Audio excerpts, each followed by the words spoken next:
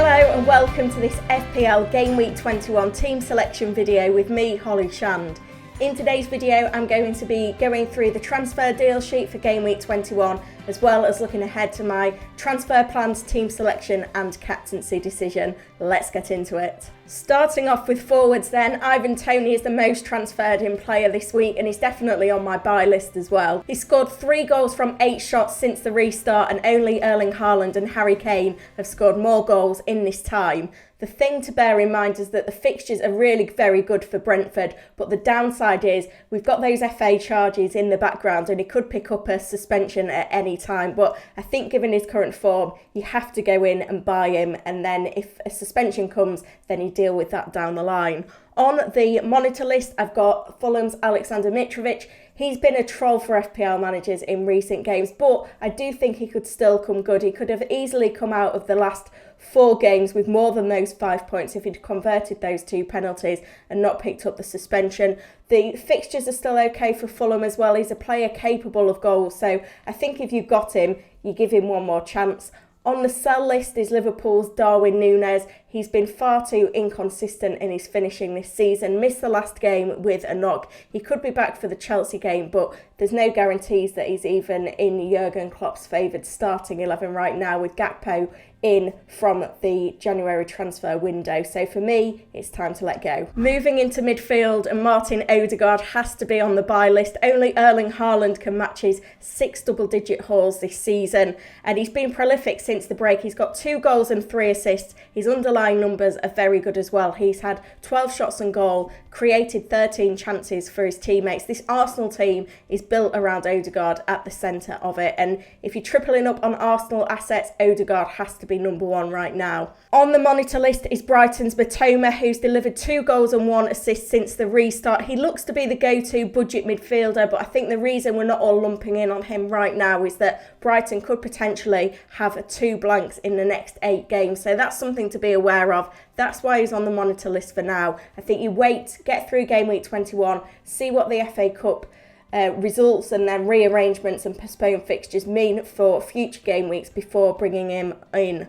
Now, Leandro Trossard has to go. I think he's the most sold player for the 3rd game week in a row. He's out of favour at Brighton. I don't think he's even with the squad anymore. He's trying to force a move away. So if Trossard's still in your team, now is the time to get rid. In defence, Fabian Schär is on the buy list. Newcastle United 4 clean sheets in 4 since the restart. Owning Trippier is not enough. And if you look at the upcoming fixtures, Palace, West Ham and Bournemouth inside the next 4 games, a double up or a triple up is vital. Now, Schär is the most attacking of Newcastle's defenders beyond Trippier. The reason he's not been in favour is that he was 1 yellow card off a suspension, but that's now been reset for Newcastle, having played their 19th game of the season. He's top for shots among defenders since the restart with 8, and he's been unlucky to not score a goal from 3 big chances. He's certainly due. We saw him take a free kick against Fulham that hit the post, and in his last 5 seasons at Newcastle United, he's delivered 10 goals and 4 assists. Arsenal defenders are also high on the agenda, having delivered clean sheets in consecutive games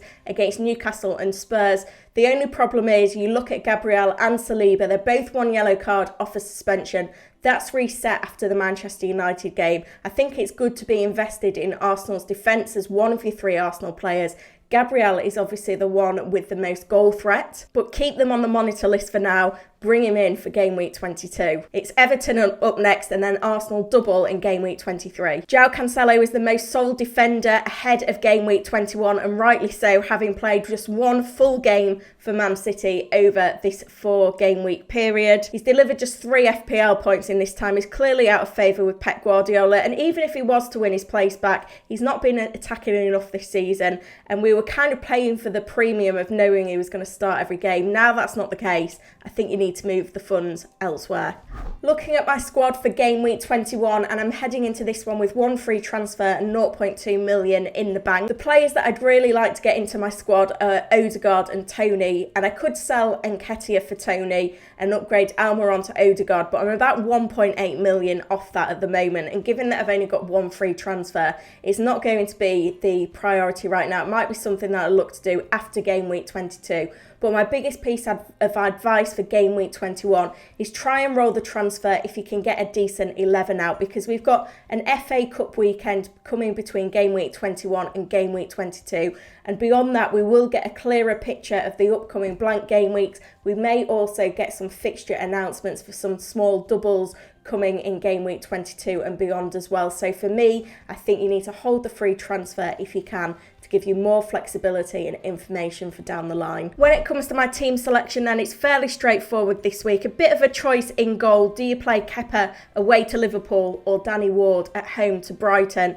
To be fair, I think away to Liverpool is not that bad a fixture for Chelsea, given Liverpool's current form. Brighton have been very consistent, so I can't see in Leicester's current defensive form that Ward will get anything from that game. Kepa's the better keeper anyway. He's got a couple of big hauls since the restart, so he's getting a nod between the sticks. In defence, I've made the decision to bench Kyle Walker because I don't want him getting a 1-minute cameo against Wolves. I need to play man double Newcastle United defence. I've benched Botman 2 weeks in a row and benched his clean sheet points, so I need to rectify that this week. I'm also happy to play Gabriel against Manchester United because I think it's actually a really good fixture for Arsenal. It's a home game. Casemiro is suspended as well, and that means that I'm happy to play Martinelli in my midfield as well. Obviously, Kevin De Bruyne gets the nod for that home game against Wolves, as does Marcus Rashford and Miguel Almiron.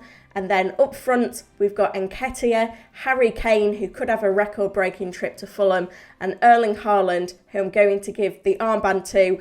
2/3 of his goals he's scored at home this season. He scored against Wolves in the reverse fixture. I think it's an easy pick to trust him for the armband again this week.